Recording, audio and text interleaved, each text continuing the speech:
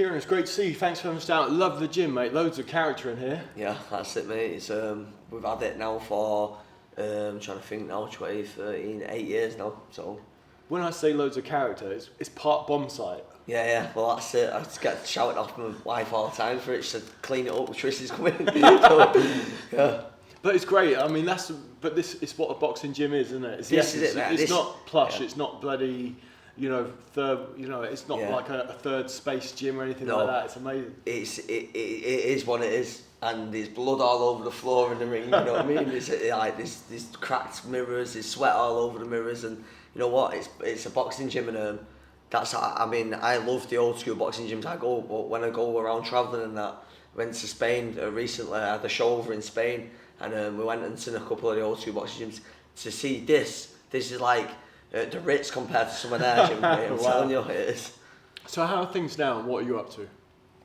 I'm doing everything now, mate, I'll be honest. Like, I love boxing, and I just wanted to stay at it. I wanted to keep at it. I've got a world title to win still. Might not be myself who's going to win it, but these young kids and these young pros coming through who I have, they could be the ones to do it for me, you know. And we'll do it together, and I'll be honest, I'd say when you're boxing, it's more of a selfish sport. You got to be selfish, and I get that. But I'm not a selfish person. So like for me to be giving back all the time, I love it. You know, I'm training everyone. I'm training kids in a wheelchair. Shout out to Caden Norman. He's doing an exhibition. WBC ambassador. With the WBC thing. Yeah, Ricky Powell. He's gonna come over. He's my partner in crime, and. He's going to come over, and we've got a little medal for Caden. He's going to get out of the wheelchair. We're going to do a little spar at the next show on 20th of August at the Bowlers. So we're doing all sorts. Who else are you training? I'm training Amy Timlin. She's fighting for European soon. Training Ben Ridings. I'm training Matt Bailey. He's a debutant. Ben Ridings fought Jez Smith and lost on points back in November. He's had a win out in Spain since. Conor Lynch is 7-0. He just fought on my show top of the bill against Ivan Gallardo in Barcelona a couple of weeks ago, and it was mint, mate. It was really good. Like, it was like Gatti Ward. It was well good. Like, he went down in the first round, got up, dropped him, and then got out and boxed to the game plan and won the fight, mate. Nice. So you're promoting, managing, and training, doing it all. Yeah, and I'm matchmaking as well, mate. I'm doing it all. What's been the best? Nothing replaces the buzz of a fight, though. No, nothing, mate. Nothing can ever do that. You know, it's just a unique thing. I obviously want to go back in time when we get further down the line, but you know, some people will know that you had to retire after suffering a brain injury. Yeah. Do you have any brain-related effects now? Do you have any issues with short-term memory or anything? Yeah, short-term memory. I can forget where I am. From like not where I am, but like what day it is. I think like everybody really, you know what I mean. Like everyone's like, you have to rack your brains. What day is it today? What day is it today? You know what I mean? Because I'm so busy all the time. I have that little effect there, and if I do too much, and this was one of the and I do a lot.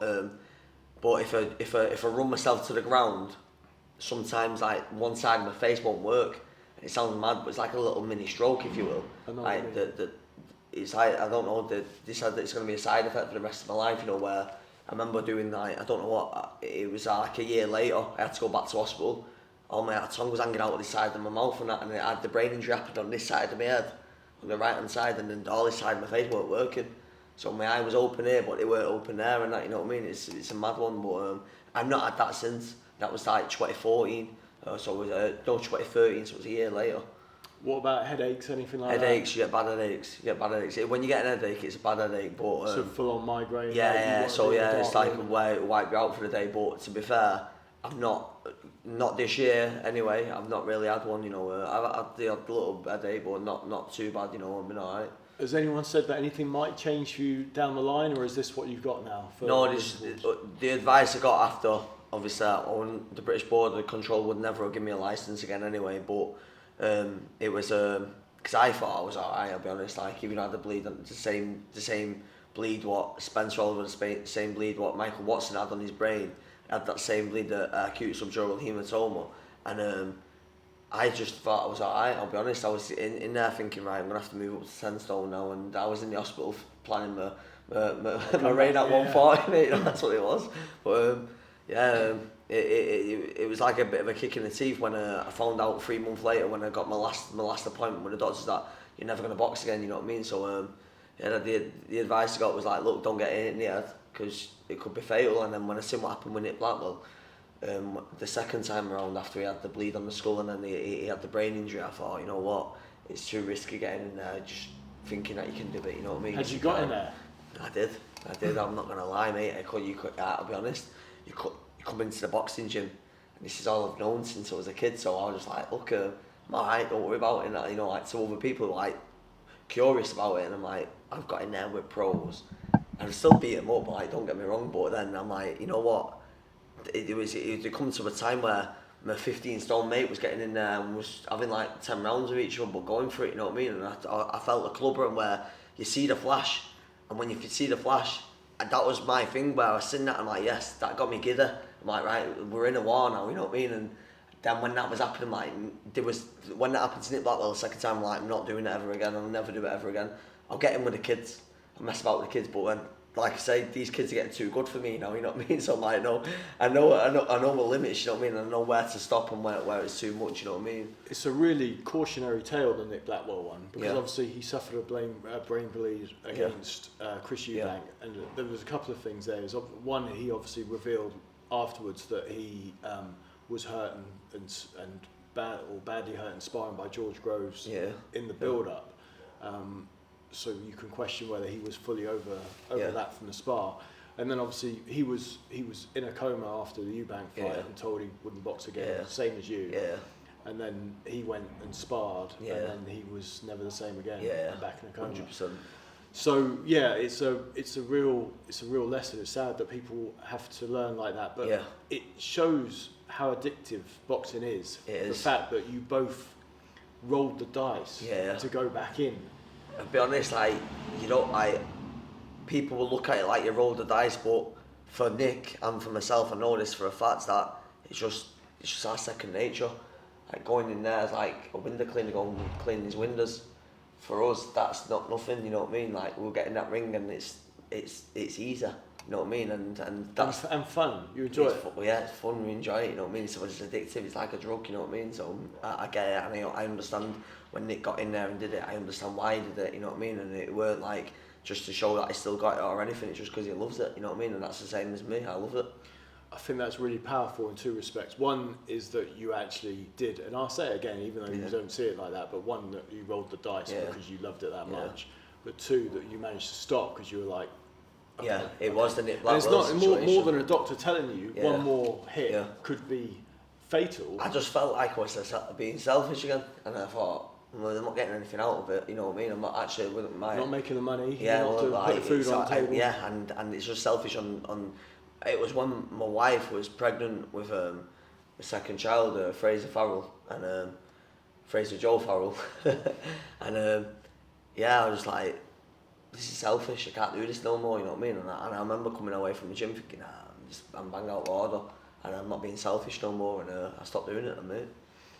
Did your wife know that you were coming in here and having She always like, look, I'll get in with the kids and that. She's like, you've been sparring again like that. And I'm like, nah, I'm only like, you know, with the kids. Black eye. Yeah, well, I did. I actually made a lie up the other day, I'll be honest. Yeah. So I had Emily Whitworth. like, she's going to the Olympics, mate. She's very good. She's like a 2-time national champion. She puts in. Anyway, I'm in the ring. She's only 54 kilograms. I'm in the ring as a little girl. She's at age 16. I'm in the ring for her, and I thought, I'm going to walk her down now. I'm going to walk her down and take her out to the body. And she hit my hand. The hand, but the lace-ups on my gloves, and I just slid them on, and it went onto my hand, onto my eye, and I had a little bump, and I thought, shit, I can't believe this. So my missus was upstairs training with Ben Rydens, because he does PTs in it, and I'd gone up there. I thought, I'm going to have to clear it now dead quick before I go home without shiner. Like, what's happened is Emily's just gone. I've said to her, throw a left hook, and she didn't move a straight left. It's gone right on my eye. I said, like, she didn't mean to do it and all this, so she come down here. It was a fib. And I said, like, you've got to go along with the line. I said like that. So but my missus weren't daft. She's not daft. She knows, you know what I mean? So you're in the shit now. Yeah, I know. I'm just come clean. Come clean. Brilliant. So how did you get into boxing in the first place? Why did you choose this brutal, tough profession? Not even profession, but why did you start boxing in the first place? Yeah, so it was the days of like, I was born in 1990, my dad was a massive boxing fan. He never actually did it himself. I think he went once and then didn't do it again. But he always put the boxing on, so it was like Mike Tyson, Prince Nazim. And I'm watching these and I'm like, wow, this is mint. And I had a big poster of Prince Nazim in my room. And just done the podcast with Kevin Kelly. Yeah, sick. So Kevin Kelly he actually commented on one of my Facebook status ages ago, and I was buzzing. Like, that's Kevin Kelly, man. You know what I mean? But yeah, the Kevin Kelly fight, that's probably one of them fights what probably inspired me even more. You know, the Prince Nazim, Kevin Kelly, what a fight. You know. Yeah. But yeah, that was it really. And then obviously when I got to my teenage years, I was just young. I was probably about 11, 12. Ricky Hatton come on the scene.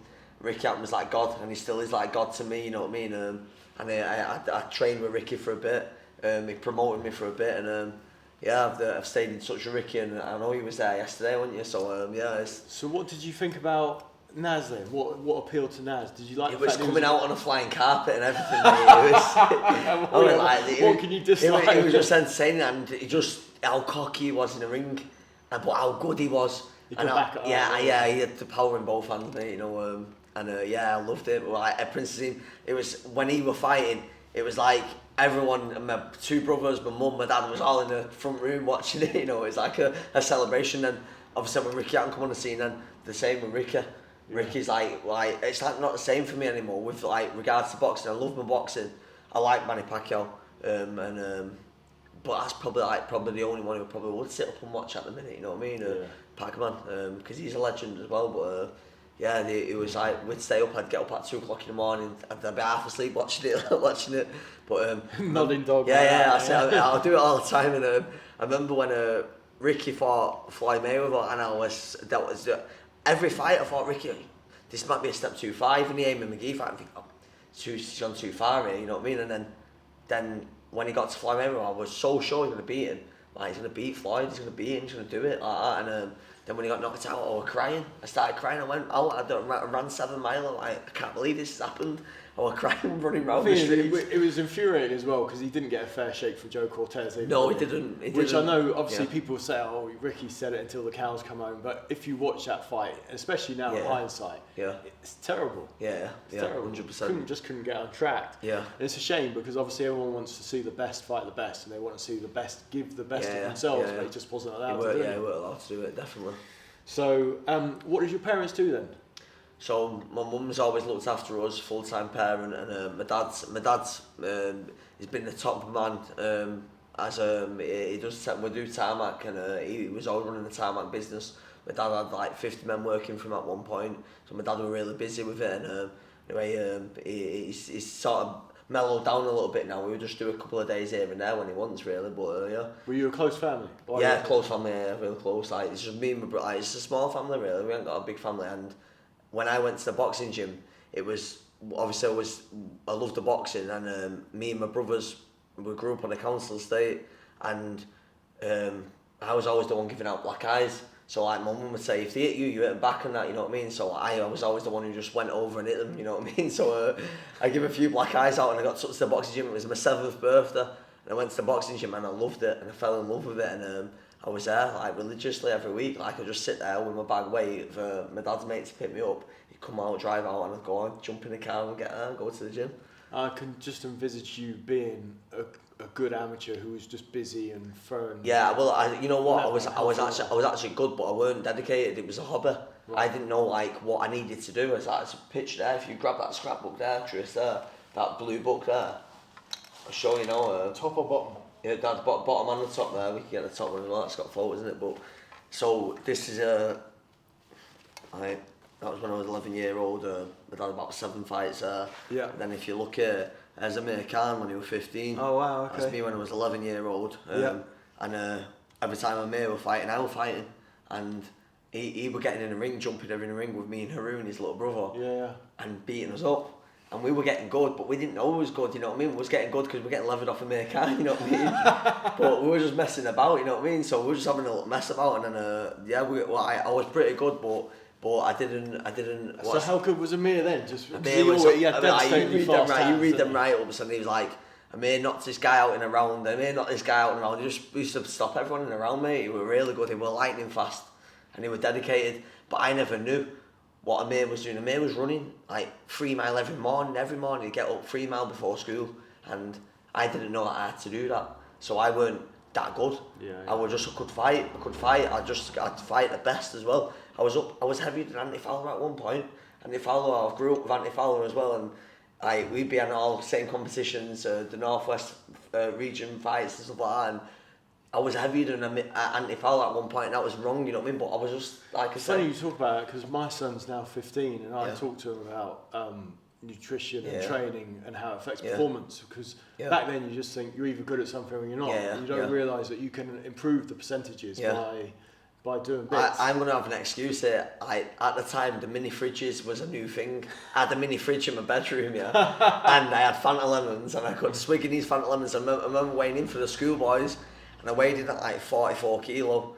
And I think Anthony Fowler like 38 or something. Like, this is a joke, you know what I mean? These lads are massive. And I thought a kid called Paddy Gallagher from Peter Gallagher from Kirkby ABC, and he was a national champion. He was a good fighter, but he was massive, mate. And I actually did really good. I could fight, but I was just like, I was like Ruizing with Joshua. I was like a little fatty getting in there, getting stuck in. But then when I got dedicated, age 15, because I went to Borshaw, and it was Pat Ward who said to me, you need to run, and I thought, I need to start running, so I was scared of him, you know what I mean? I was scared fighting to death of him, and I started running, and I started getting to national finals, winning national titles, and then I boxed for England, and like I say, I had some good wins. Yeah, tell me a bit about your amateur career. Who were some of the better guys you fought, and some of your better performances, that kind of stuff? So he's going to hate it for saying it again, but I can't help it, but I beat Michael Conlon in the amateurs. Right, we can finish it. Right, we got it's a wrap. I beat Michael. I beat Tommy Stubbs, who was a 3-time ABA champion. He beat Paul Butler every year in the Northwest. And how many amateur fights you had? It weren't a lot, mate. It weren't a lot. It was around about 35, 40. But because of my weight, and I'd been too heavy when I was a kid. Yeah. Then when I got dedicated, I was too light for any division, so I had to move up. So I think the bottom division was 46 to 48 kilogram in the juniors at age 16, 17, and I was 44 kilo. So then I had to put weight on to get back up. So I put the weight on. I had some sausage and black pudding sandwiches and all sorts. I was eating them whatever I could to put the weight on. And then I got in there, and I got to Junior ABA National Final 2007. I got beat in the final. I'll be honest, I froze on the big stage. There were talks about this team, the winners are going to fight in Italy for England, and I'm thinking, this is too much for me. I don't know if I should be here or not. Then, even though I was a very good fighter and I was dedicated, then I froze. Then from there, that was May 2007. I didn't lose a fight from then. I didn't lose a fight until I fought Anthony Crolla in the pros. That was all my amateur fights, all my pro fights, and I never lost. I had him in my head. I just went mad, and that's when it turned into vicious. Tell me about your relationship with Conlon then. Obviously, you know, your amateur fight, you sparred with him, and how you are now. Yeah, no, we're good. I was seeing him at, it was the MTK Golden Contract when it was, I think, Harlem Eubank were fighting. Okay. And we were chatting. Yeah, 'cause he's stable mates, isn't he? And he was, because I'm interested in picking his brains. I love fighters who go and experience things, and obviously Mick's experienced so many good things in boxing now, and he's over in London and that with Adam Booth, and I said, like, how is it over in America? That's the dream for young fighters that, like, they think, you look at Big Bear, California, you want to go there, you know what I mean? You see Oscar De La Hoya, Mayweather 24/7, you want to be in that when you're, well, that's what I wanted to be. I wanted to be there in all them big fights, and I was just picking his brains, and we chat about it, mate, and he's a good guy. Because you went and sparred him as well back down the line. Yeah, so we sparred just before I fought Crolla, and the difference from when I fought him, and he was very slippery when I fought him. I couldn't pin him down. There were no tight. There was like I got it fitted. I dropped him with 2 body shots, but in the fight. Yeah, but they was the opening shot, so I threw a jab and a right hook to the body, which we were really good at, because like I knew he weren't moving. So I jab right up body. As he threw his jab out, I've gone boom right on his ribs, and I've cut him in half, and he's got the count, and but I couldn't pin him down. So I want to get you on the ropes and take you apart where I can step round the side like Ricky showed me. Yeah. And I couldn't do that in the ring with him. And then even when I sparred him in 2012, just before the Crolla fight, it was like a bar of soap. Don't think I landed a shot on him, you know what I mean? He was just moving about. I remember he put his hands on his head and he went, tapped his body, like just to say, look, I can take these shots now. So I remember giving him 3 shots, yeah. And this is bad, I'm telling you now, this will be all to do with a brain injury.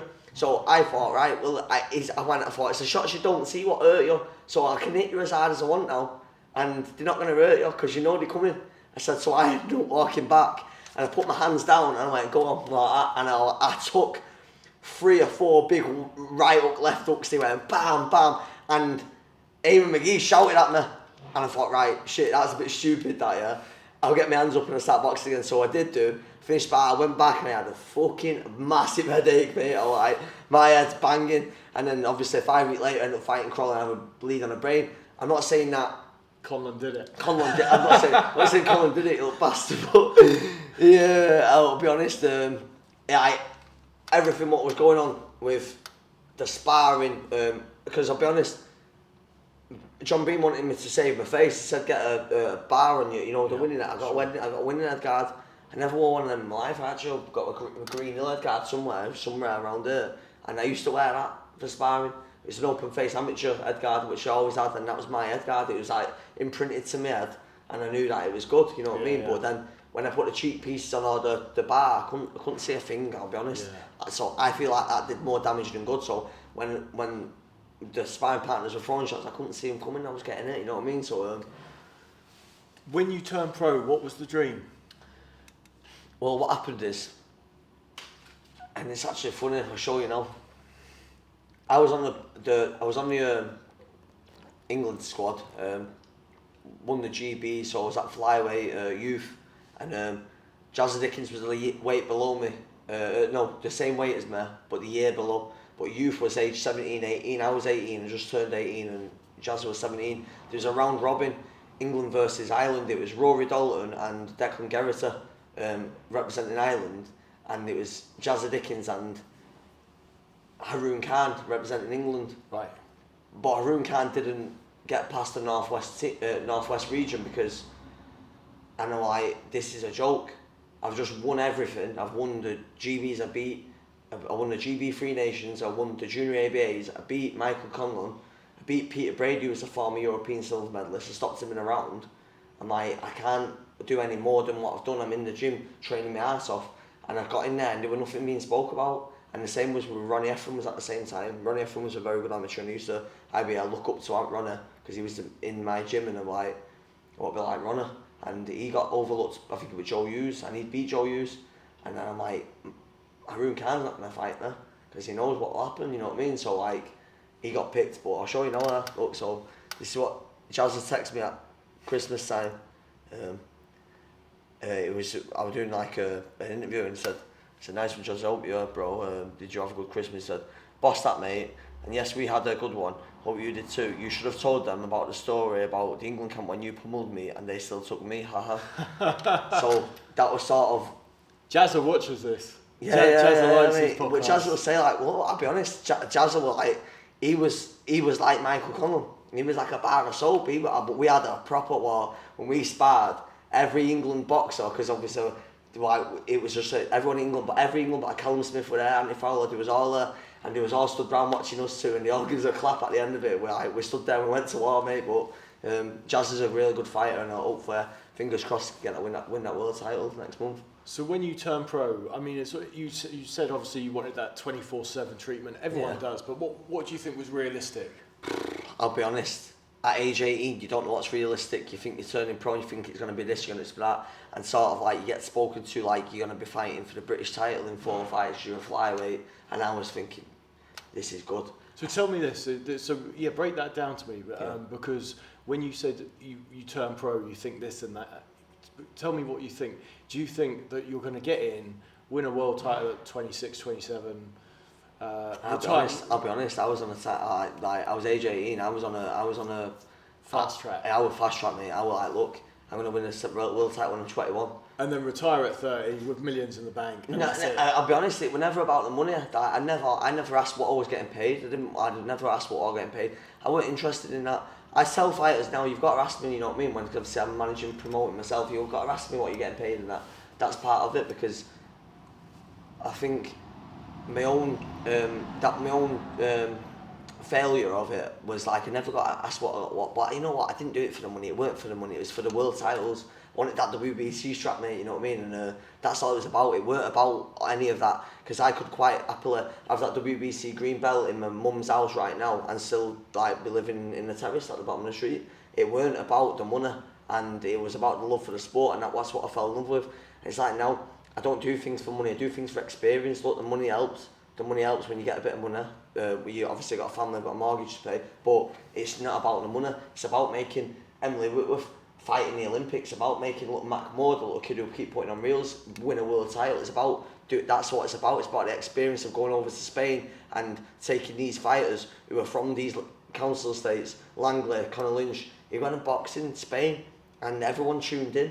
And everyone's like, wow, you're doing things, you know what I mean? Because we are doing things, and the money will come along with it, but it's about the passion for the sport. Did you have to work at the time when you turned over? I was working, yeah, What were you doing, tarmacking? but what happened is, so I was working from age 15, because I didn't really like school. Well, I didn't really have paying any attention. I was bright, but I didn't pay any attention. Started working with my dad, tarmacking, and then when I was 17, I got picked for England for the GBs and everything.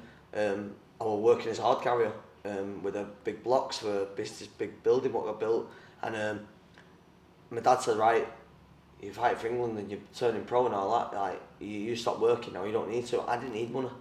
I was eating fillet steak at my mum's house, and I'll be honest, I miss it, you know what I mean? I miss sitting down at my own house. I got one of them cardboard pizzas. I'm like, no, this is not good, this. I actually treated us to a T-bone steak the other day, but I didn't need anything. I only needed a £10 top up to text people for selling tickets. I just live boxing. I had no personal life. This is my personal life, Tris. I've been excited about you coming today. This is what I do, you know what I mean? I don't go and drink. I've never had a drink in my life. I still never. I don't do drugs. I don't never tasted smoke. alcohol? Never tasted alcohol. I sipped my mum's can when I was 7-year-old, and I'm like, that's hanging. What the fuck are you doing drinking that? You know what I mean? So, no, I've never had a drink, never. And that's that. I'm just not, it's just not my thing. So you worked at the time of turning pro. Yeah. When you turned pro, you were being managed by Steve Wood. Yeah. Why did you go with Steve? No. I didn't. I got taken to Steve. I didn't know anybody, you know what I mean? So I went to, I got Pat Ward, my friend, and my amateur trainer, took me to Bobby Rimmer. Right. Bobby Rimmer had Brian Rose and Jack Armfield with Steve. He takes me to Steve. Steve's like looking at me like I'm a little 13-year-old kid. And I'm like, listen, I'm going to be a British champ and that. And he's like thinking, he mustn't have thought anything of me. And I remember, because Terry Flanagan was a year above me, and he was turning pro at the same time, but they was going to go in the ABAs, him and Carl Place, Bullbed Carl Place, and me and I was like up at Bobby's. I'm like, look, I'm training with you, Bobby, and he was like trying to make me train with Steve Mailer, and I'm like, no, I'm training with you. I'm coming here to train with you, and I'm turning pro this year, and I'm fighting. I said, otherwise I'm off, so let me know what's going on. Anyway, they give me a trial. Cement and sparred Paul Edwards up at Liverpool, who were training with Danny Vaughan at the time, and Paul will say it himself, I smashed him all over the ring, mate, and he was like, wow, they've slowed me down, and they just brought this mad guy up from Manchester who just beat me up all around the ring, because he was like 1,000,000 miles per hour, because I was, and then they take me and spar Chris Edwards fighting Wayne Blythe for the British title, the day before I fought for my pro debut. And I smashed Chris all over the show. God rest him as well, because he died, didn't he? But I smashed him all over the show, and they was like, wow. And I was thinking, yes, British champion, me, 4 fights. Who was the British champion now? Who had like 3 fights at flyweight. Yeah, it escapes me. I know what you mean. So there was one, and I'm like, I'm going to emulate that. That's what I want to do. I want to do that. And what's it called? I think I had my first fight, stopped Gary Shield. Gary Shield had fought Ian Napper, He's not a puncher, but he was a European champion. He fought Scott Quigg, who was a puncher, who was 8'10", he didn't stop him. Jamie McDonald was a world champion, he didn't stop him. There was Paul Ed was British champion, he didn't stop him. He fought 7 people, lost them all on points, and I knocked him out. I said to Steve Wood that night, I'm like, look, I'm going to knock him out, yeah? And he was like, no chance. Quiggy didn't knock him out, you're not going to knock him out. I said, watch me, I'm going to knock him out. So I bet you 3 ton. And then we had a 300 quid bet, he had to give me the 300 quid. So I think from there, Steve took a bit of a dislike into me. So I got kept on the small shows, but all it was, Tris, I sold hundreds of tickets, and it weren't me, it was my dad. My dad likes a pint, he's in the pub with all the lads, everyone's seen me running, like, that game in there, that's young Brian's son, that. My dad's like a well-known lad round there, and everyone come out and supported me, and I had a massive fan base. When I fought Crolla, I think I sold 600 tickets, mate, and it was mint. And, so we haven't heard a lot about Bobby Rimmer on this podcast. Yeah. We're nearly 150 episodes in as well, so tell us a bit about Bobby and what he's like. Bobby's a mad character, he's a top guy, you know, he's so funny, and we were like a man and his wife, we'd always bitch with each other, you know. Double act. Yeah, now, Brian Rose, because I'm managing Brian Rose and Bobby's his trainer, wow. They are that. I see it, I'm on the outside, man, what these two at Matthews. But they're proper good lads, and you know, Bobby's got his set ways, how he's going to train you, and it works. It works because Brian Rose is proof. It took him from 0, and Brian Rose weren't that dedicated. I remember going out running at 4 o'clock in the morning, and he was on, and then my brother was sat in the kitchen on Call of Duty with the earpiece in, talking. I'm like, who are you talking to? He's like, I'm just on Call of Duty with Brian Rose. Brian Rose like, who are you talking to? He's like, oh, Kieran's get up for his run. He's like, what's he mean? It's 4 o'clock in the morning, I'm eating Domino's and he's going running. That's how dedicated he was. And Brian Rose would say to me, I was over dedicated because I was going out doing that because I loved it so much and I wanted it that bad. Yeah. And he was just sat eating pizza, but he'd become British champion, fought for a world title, you know what I'm saying? So, but Bobby and Brian, double act, but they are good lads, and Brian's got the opportunity to fight Sergio Martinez next now. What did Bobby bring to you as a boxer? So,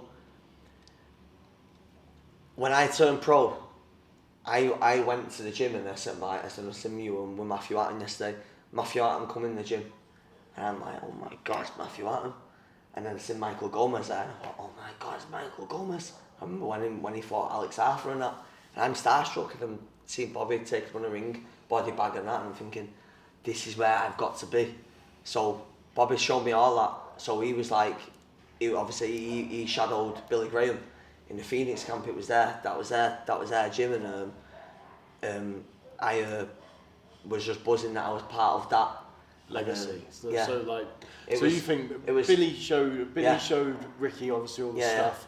Bobby was part of that. Yeah. So then Bobby the Manchester Mexican. That's what it was, and that's what I emulated myself off, and I loved it, and that's exactly what it was with Bobby. And there were it was look, come in the gym, we do his skipping, you jump the bar bag, get in the body bag, and a bit of sparring and that, and I loved it. That's what I loved about boxing, because I grew up, and Ricky Hatton had a massive effect on me. So seeing Ricky doing it all, and then emulating it all, and thinking like, look at Ricky's fan base and look at mine growing, and where could it be? Where could I take these first 120 at Blackpool for my debut in Blackpool? I had 120 there, and to take it to 600 for my fight with Crolla, then to see where it can go next, because it was just sad for me, because I'll be honest, I know what I have it. I know for a fact. I don't want to be that guy who sits in the pub half pissed saying I could have been this, I could have been that, because I'm not that guy. But I know from the people that beat in amateur like you, Michael and you, Tommy Stubbs and everything, to how dedicated I was to the sparring, what I did with like you likes Paul McCloskey at Ashafia fame. I knew that I was destined to become a world champion, and whether I got beat off Crolla that night or not, it's like when Tommy Crolla got beat off Derry Matthews the same I think it was like a month before. They were the fights, that was a learning fight for me. Sure. So I know when Crolla obviously went on to win the world title, and he signed his book and said, that world title was for both of us, and he's just a top guy, and I can't say enough about Crolla, because you know he didn't need to do that, you know what I mean, and he did, you know what I mean, and he is the nicest person in boxing. I'm tearing up a little bit here now, and for him to go and win that world title, he did do it for us both, but I know just from him winning it that I could have been what I could have been, because when he won it, look, I could have been next in line for it, you know what I mean, the Manchester derby and all that, you know, the rematch, yeah. So just on that, so when he was fighting for the world title and stuff, what were you thinking watching it on TV? I was in the Ruby Hall, because what happened is, it was mad, it was at the same time as that bombing in Paris, it was, the terrorist attack, that was that same weekend I think, and we went, no, that was a few weeks before, and then our holiday to Paris, because we were meant to be going to Disneyland for my daughter's birthday on the 23rd of November, that was what's it called, cancelled, so we had to go to Ruby Hall, and was at Ruby Hall when he won it, and I was buzzing, mate, I'm like, yes, go on, and I felt like a world champion. So getting that feeling of winning that world title, obviously I think it was like euphoria, I think it would have been much more than what I felt, but I was in Ruby Hall buzzing, mate, I was buzzing, I'm like, go on, and you've done it, you know what I mean, and... Were you cheering on screen? And yeah, mate, look,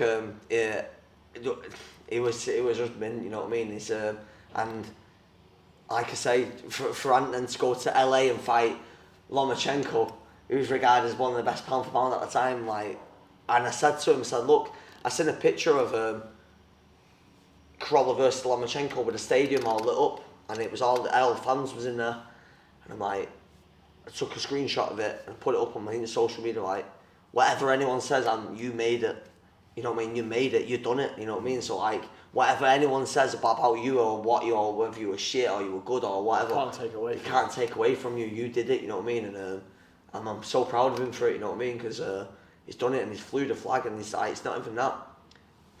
Some kids come into boxing don't know me, but they know Crolla, and I'm like, he's inspired these generations to come into here, you know what I mean, so he's done the world good for Manchester boxing and the UK.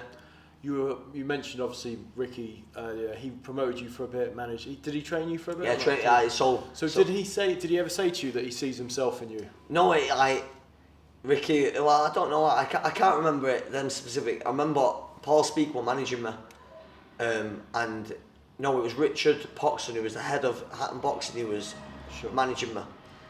And Richard rings me up and says, Kieran, I'm on Town Tarmacking. He's like, Ricky wants a manager.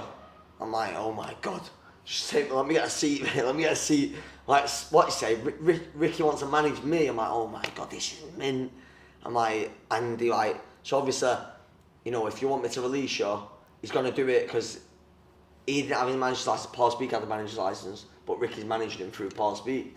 So I'm like, alright, sound. So yeah, it didn't even take me 2 minutes, mate, to decide, look, Ricky wants to manage me, so I'm getting managed by Ricky, the Hitman Hatton now. And so look, yeah, do that. And then I went and signed with Paul Speak, so I was managed by Ricky Hatton now. I'm going up doing sessions with Ricky, and he showed me all the tricks of the trade, all these little moves what I didn't have, and what I show kids now, and the little steps, and settling me down, and how clever he was. And in the ring, it was just mint, you know, I was in the ring with him, and at first I couldn't do the pads with him proper, and he's like, just start over, and I thought, shit, I better think some shit, because I can't do it, because I'm looking at him, Tris, and like, this is Ricky Hatton, he stood in front of me, and I don't get starstruck. I've been starstruck twice in my life. That was one time when I was in the pads with Ricky Hatton, and the second time was when I met Princess Ema at the back of the MEN Arena. I was buzzing, mate. I was like, yes, this is the Prince, man. This is sick. But yeah, Ricky showed me a lot, and it was just a shame because I only got another year of boxing. Like, not even that, probably like 8 months before I had the brain injury, and you know what I mean. So yeah. How did the move to Dave Coldwell come about? So Ricky weren't in charge at Hatton Boxing. It sounds daft, doesn't it? But Ricky weren't in charge at Hatton Boxing. There was other people in charge, and what happened is I was meant to be fighting John Bagley at 10 stone. I weren't 10 stone, I was like 9'4". I was a super featherweight at the time. I weren't even fully grown, and I'm like, look, John Bagler, he's won 9, lost 19. If I can't beat him, I'm shit. So I'm going to fight him, whether he's a stone everything I should be fighting out or not, and I'm going to bang him out. And that's what I was doing. And sold a load of tickets for Bury Leisure Centre, and he pulled out a week before. But I actually already said to the team, I'm like, look, I've heard that he's known for pulling out, this John Bagley, so he's not. And I'm like, no, look, he's definitely going to fight. A week before, pulls out. I'm like, oh my god, what's going on here? I think it would have been a week before, like 3 days before the weigh-in. Like, this is a joke. I'm like, I can't fight for the area title now, which is a joke because I'm 12-0 and I want to fight for the area title. I was 11-0 and I'm meant to be fighting for the area title, age 21, like I was. That's what I wanted to do. I mean, like Ricky fought at age 21 out to be the light welterweight area champion at age 21, and they said you can fight Tamayo Dwyer at 10-7. He's won 2, lost 2, drew 2. I'm like, and what's that going to benefit me? They're like, no, the money's the same. I'm like, fuck about the money. I don't know what I'm getting paid anyway, but I don't care about the money. What do you not understand? I want a belt because I've told everyone I'm fighting for a title, and I don't want anyone to be disappointed.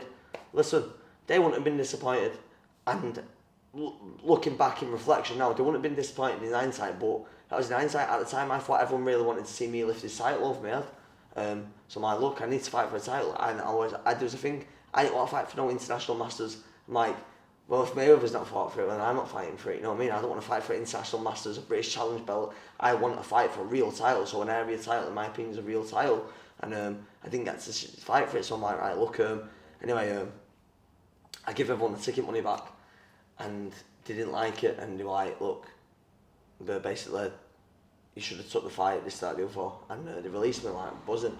So I seen Coldwell coming through, and I seen Coldwell coming through, and I knew Matchroom, I had it in my head, Matchroom coming through, you know what I mean? And I seen Eddie Earn just previously, I think he had Darren Barker in 2011, I think it was, and I seen him coming big, and then I got to sign with Dave Coldwell. He gets me on Matchroom bill, Carl Fox, Lucian Booty. Sure. I'm like, wow, this is amazing. So I sold a busload of tickets. We all went down there. I fought at 4:45 before the doors opened. Jason Nesbitt. Yeah, Jason Nesbitt. I covered that fight. I was there. The doors weren't open. I covered it. Did you see me dropping? I must have done. I dropped him heavy in the third, and I was buzzing, mate, because Eddie sat there like, look, I'm a real deal, me, you know what I mean? And what's it called? My knuckles after that, his head is so hard.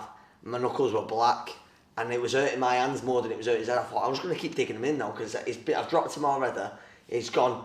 But the 2-minute rounds done me over, like the 6-2s, because obviously the 2-minute round to go quicker, and he gets a minute rest in between, so it helped him recover.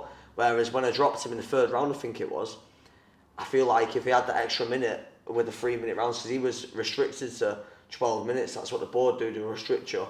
But they said, look, no more than we'll do. He could have done 4-3s, but they wanted 6-2s, so they got 6-2s and survived it. Your record indicates you weren't a puncher. Yeah. Were you a puncher?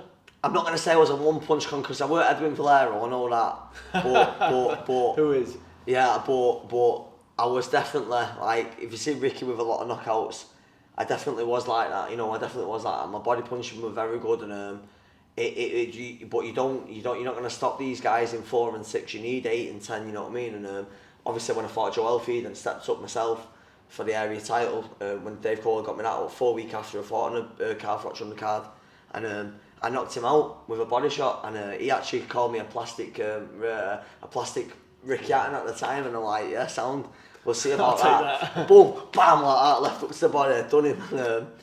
And what's it called? That was a big step up for you, because he was 7-0, and he just beat Joe Hughes. Yeah. And Joe Hughes was my England captain. So Joe Hughes was the England captain when I fought for England. There was Joe Hughes on there, Callum Smith, Andy Fowler, Jazza Dickens, me. And that was for the Central area, wasn't it? Central area title, and then I actually emulated what I said I wanted to do. But it was a lightweight title, because I was a lightweight, but I got down, fought a lightweight, knocked him out, and I was age 21, and I was area champion, and I was buzzing. So by now you're working with John Breen and Eamon McGee. So I was going to say, how did that come about? But you've already alluded to going over to spar with Paul McCloskey and so and that. What happened is, and I say it myself, it weren't Bobby's fault. It weren't Bobby Rimmer. It weren't his job to get sparring partners. He's my trainer. Just the manager's job to get the sparring. Hence why I do a good job managing. I've got Sean Yaxler. I'm just going to put out there. Sean Yaxler, massive future, very good fighter, and he's 7-0 now. And I've got him sparring Mackinson tomorrow. I'm going to go and take him to Gallagher's because Joe's my friend, and we didn't used to get on, but Joe's my friend now, and I help him run the M22 promotions. And why didn't you get on? Because he said a few things in the press conference about me and Crolla, and I was like, "You're a dickhead, mate." Like, and I remember saying, he said something like. I love the fact you got no filter of you. Yeah, I know, mate. You know what? I'll be honest. I'm sorry. I've got industrial language, but it is what it is. Just bleep it out anyway. I got to. This is boxing. One trainer will say, "Oh yeah, don't go that Joe Gallagher's Bermuda Triangle. You go there. You're not coming back." And that. I heard that. I had that. I wanted to go and spar Crolla. I wanted to go and spar Joe Murray. I wanted to go and spar Femi Famatola when he had him there. I wanted to go and spar these guys because I weren't getting no sparring up at Bobby's. I sparred Tommy Coyle a few times, but there were never no sparring for me. And I'm like, this is not good. I need to be sparring. You know, I don't want to be doing favours for other people like sparring amateurs and that. I'm helping everyone else out. I need to get beat up. I need to see what it's like. I need to taste this. So I remember actually I had Ashafir Fain on Facebook, and he's like, and I was like, I always used to look at his things like. 10 hours training today. I'm thinking, 10 hours training, mate? What, you're lying? You must be lying. You can't be doing 10 hours training. Anyway, I went down there. We sparred 16 rounds. Don Charles was training him, and Spencer Oliver was there, and he was helping me out in the corner, Spencer Oliver. And did 16 rounds, mate. And we went. I used to have a pace, man. I used to throw probably 200 punches around, and I thought, I'm gonna tire him out. It got to about 8 rounds, and he's still going, And then we sparred, and we did a really good spar, and we watched it called, I stayed in touch with him like, ever since, and Spencer as well. And Spencer really helped me out. I must add, after, I wouldn't be in here now if it weren't for Spencer, because after I had the injury, he told me, I told him, like, you know, think about something, like, no one likes someone who's going to cry about it, Kieran, you know what I mean? He said, you got to get positive. He said, I said, well, there's a bit of an old paper factory up here, you know, like, maybe I could turn it into a gym. And he was like, go and turn it into a gym. I went, yeah, I might do it tomorrow. And he went, no, today. He said, go up there now and ask for the keys and have a look at it. I'm like, now? He's like, now, go and do it now. I'm like, you know what? I'm come off the phone with Spencer Oliver. I watched as a kid, doing the commentating and the punditing. I'm thinking, Spencer Oliver on the phone to me telling me to go and do it. I've got to go and do it. So I'm like, Mum, leave me, I've just got to go up here, 5 minutes like that. So I walked up here, and I've come round the back here, because that's where the lad's office was. Like, I want to have a look at the place to rent out and that, and then went round, come in, and that was it. I'm here now. Good time. So after the Joe Elford fight, yeah, you thought everything was going to plan? Yeah, well, it weren't, not in my personal life. In my personal life, it wasn't. It's hard, but I'm going to say it, Tris, because like what we're talking about, we said like before we started this, that this is what it's all about now. So it was all going to plan.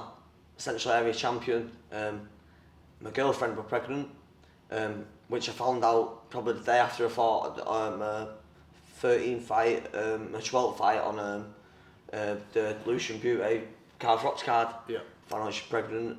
I'm like, well, they weren't on the plans, but you feel untouchable, but it is what it is. And I used to think, because boxing's a lonely sport, you get bored and that, you know, you sat on your own. I thought, I've been meant to have like a little kid running around, you know what I mean? But like, obviously you don't think about, I've got to get up and change its ass at 3 in the morning. Yeah. You know what I mean? So I just embraced it and took it along like, look, I'm ready for this, you know what I mean? So this is just part of my plan. So yeah, it's happening. I was only with the girl for 6 months, and I weren't really with her.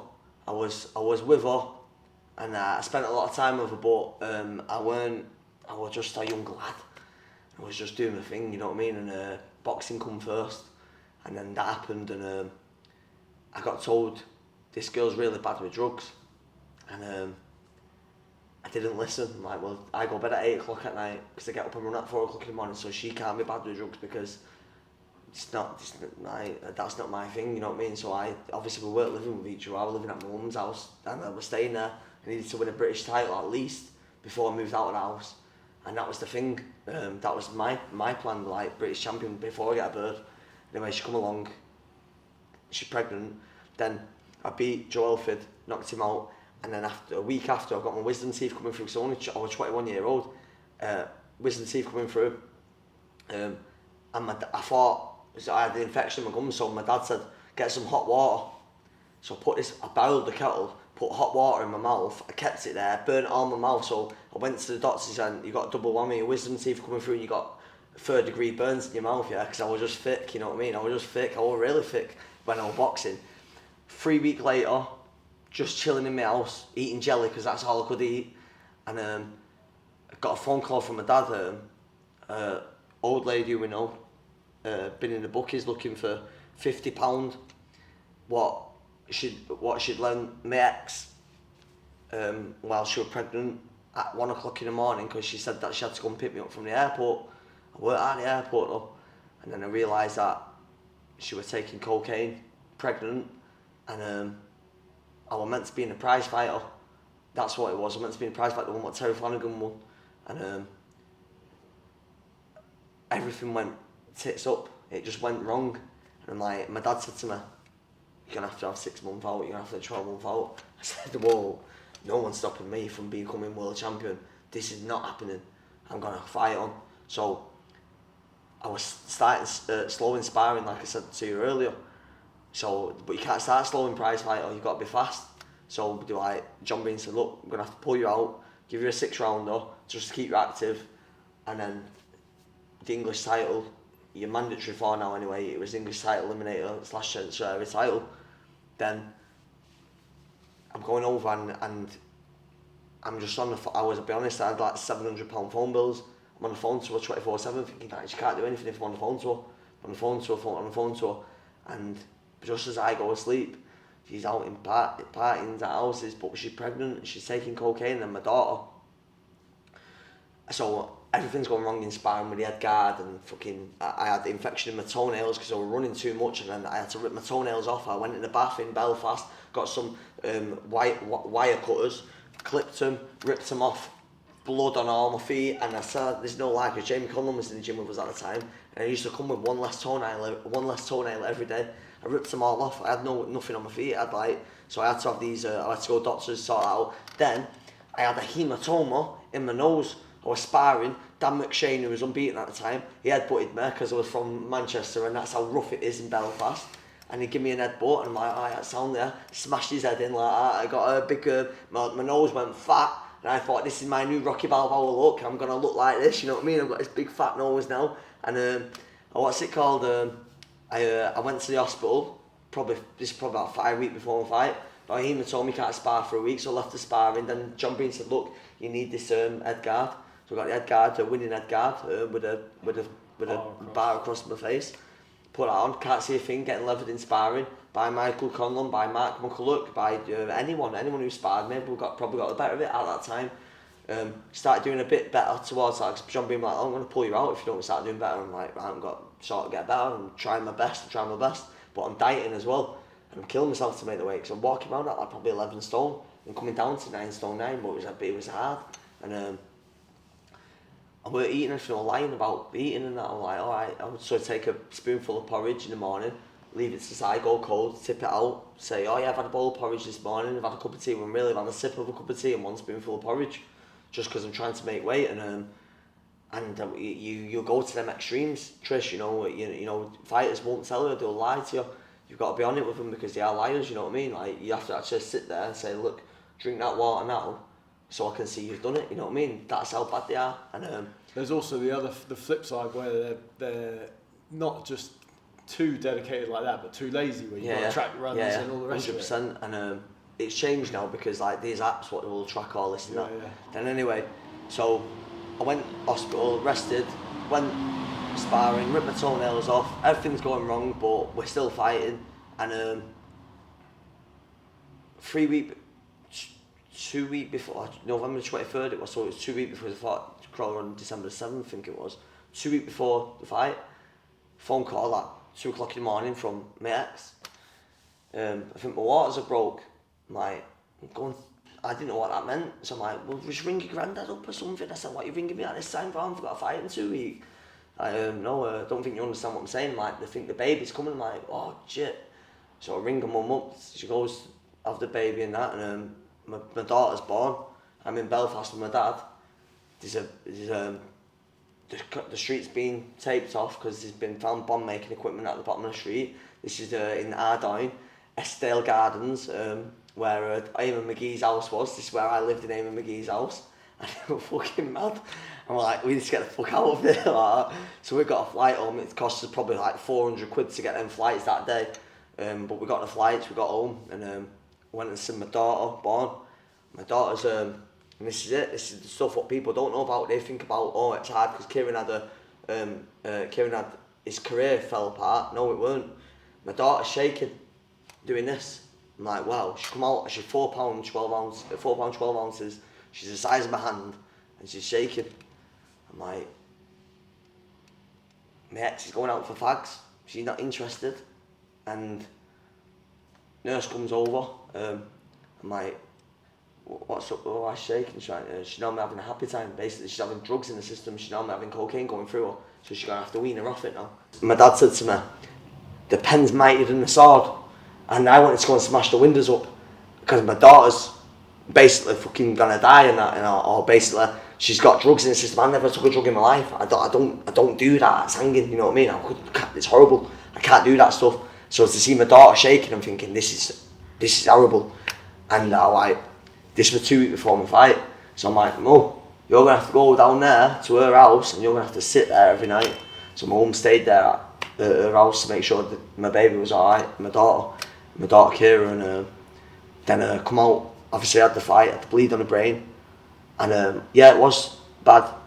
I remember waking up the day after, out of the coma I was in, and like, my dad come in and was like, "You alright, son?"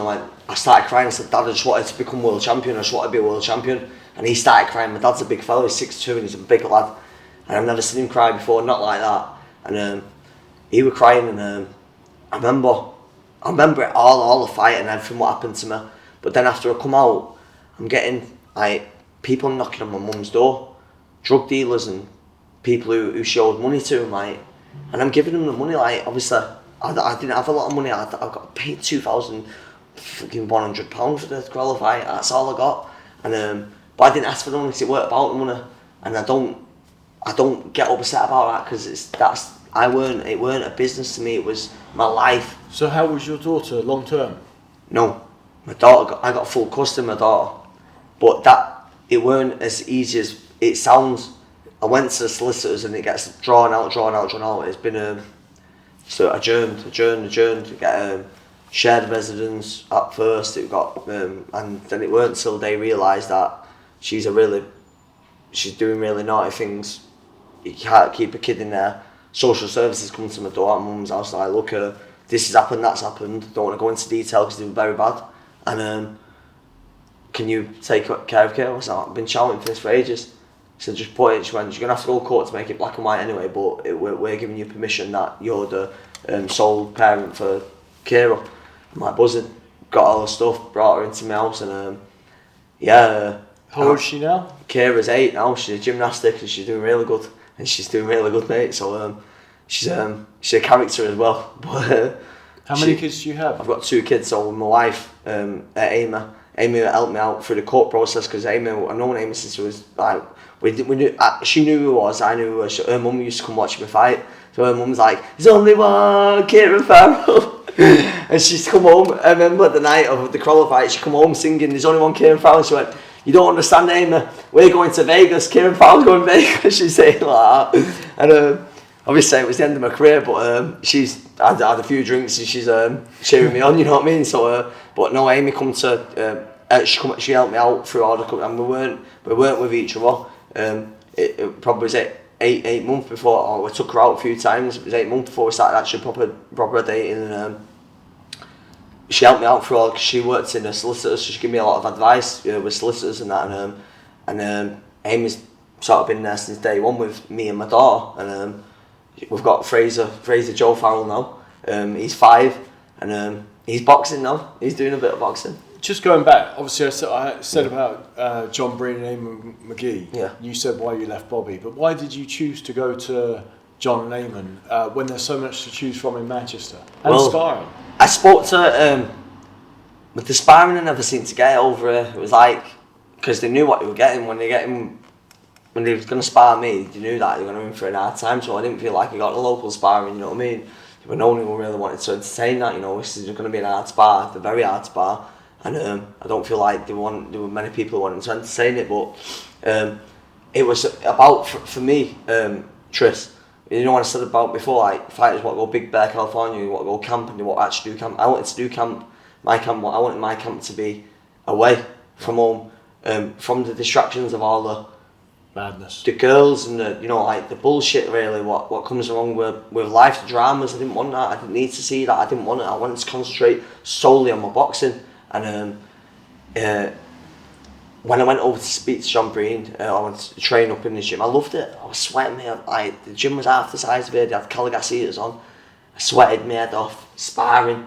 I seen Andy Murray was like 19 at the time before he fought Gavin Rees. And I sparred Andy Murray. I sparred everyone. Anyone like Anthony Crolla, I sparred him. He's got an hard punch him. And I sparred everyone in there, and it was like they were frightening me. They'd headbutt me, they'd elbow me, to get me in headlocks. I loved it. What was Eamon like? Eamon was mad, but I love him, mate. And he was just a scary character. And I remember one day, I'm sparring McCloskey, and Eamon's always doing my corner. Eamon always did my corner, like he was like my guy, and John Breen was Paul's guy. And Eamon McGee's put all his Vaseline in my eyes. It's gone in my eyes, but I was like, I'm going to wipe it out. And he's like, what are you doing? I'm like, no, not doing nothing like that. And I could smell apples, yeah. He'd been drinking cider downstairs, because the pub were downstairs in his old gym. He'd been drinking cider downstairs, come up, and he's put it all in my eyes, like, fuck it, I'm just going to have to do it blind now, because I'm not saying shit to anyone, you know what I mean? And I lived at Eamon's house, his dad's house. His dad passed away, and I lived at his house, and he'd come up and see me every now and again, and he'd just sit there. And I'd be frightened to fucking death. There'd be like a silent little thing where we're just both sit there, they're quiet. And I'm like, do you want a brew, mate? Nah, fucking hell, this is mad. But I like I say, when Eamon McGee fought Ricky Hatton, I seen Eamon McGee coming up, and I thought, wow, Ricky Hatton's a bit more than he can chew off here. So I have respect for Eamon as a fighter, and I'm like, wow, this guy was like, I know it's a WBU world title, but he was a world champion, you know what I mean? Did you guys talk much then? Because he doesn't say much, does he? No, he doesn't say much, mate.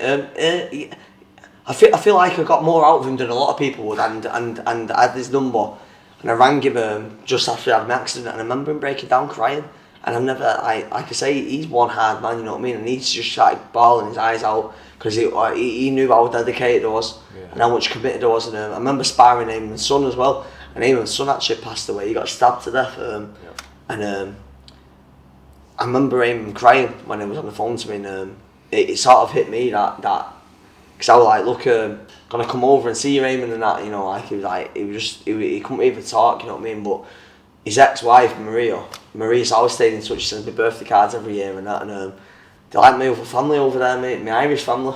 Nice. Am I right in thinking Boxing News ran a hot prospect piece on you? Yeah, I think so, mate. Yeah, back in the day, I remember when... I couldn't find it when I was digging through the other day. Yeah. But when you fought Crolla, what did you make of him pre-fight? Had you sparred? No. Crolla used to come and watch me fight amateur. So when I won the junior ABAs when I was 18, he was like a hot prospect, I think like 9-0 or something like that. Right. And I was buzzing, I'm like, Anthony Crolla's coming to watch me fight. I'm like, obviously, just to top it off, that I've just won the junior ABA national title. I've knocked a kid out in the second round down in Selden from Exeter. And I knocked him out in the second round, and what's it called, Tris?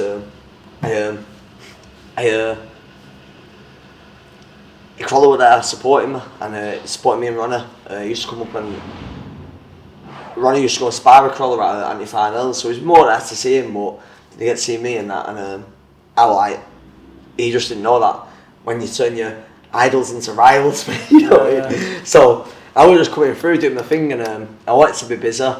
And as it was, I started at flyweight, and I was like saying I'm Manchester's Manny Pacquiao, I'm flyweight, flyweight, bantamweight, super bantamweight, then I moved right up to light welterweight, and come back down to lightweight. So I did the 5 weight divisions. I didn't collect the titles, but I did the 5 weight divisions. You know what I mean? But then Crolla, we never sparred with him. I respected him as a fighter, but I feel like when I fought him, his defence was really good. He was like a shell. You couldn't get through the defence. It was hard to get through. But when I was in there, the first 6 rounds, I'm honest to God, Tris, I thought I just blitzed him for 6 rounds. I thought the fight's won already, and I thought this is fucking easy. And I remember finishing, and he was groggy. He spat the gun shit off 3 times, I think. It's the 6th round, and I thought, oh mate, you're done. This is easy work. And but my head was hurting. It was hurting all the way through. I think it was the 5th or 6th round, and it was either the 5th or 6th round, and I thought, I've pissed this fight. This is easy. I can't even lose. Was it hurting in a way that you'd not felt it hurt? Yeah, before? Because if anything brushed past my head, obviously I had no hair, I had a bald head, but anything brushed past my head, I felt a really severe cringing pain. I'd had pains in my head where, like, if you get like a knock on your head and you push it, it hurts. Yeah. I've had that before with a little bit of swelling where I had elbow clashes and almost feels like it's bruised. Bit of an egg on my head, yeah. But this was all this right hand side of my head was killing. And when I drank a load of water after a weigh-in, obviously to rehydrate myself, it was just staying in my stomach, and I just felt like a belly full of water. So when I got in the ring, I didn't really feel good. I felt strong and like want to kill him and that, but a bit pudgy. Yeah, just it felt the water in my stomach, and I thought it's not right now, you know what I mean?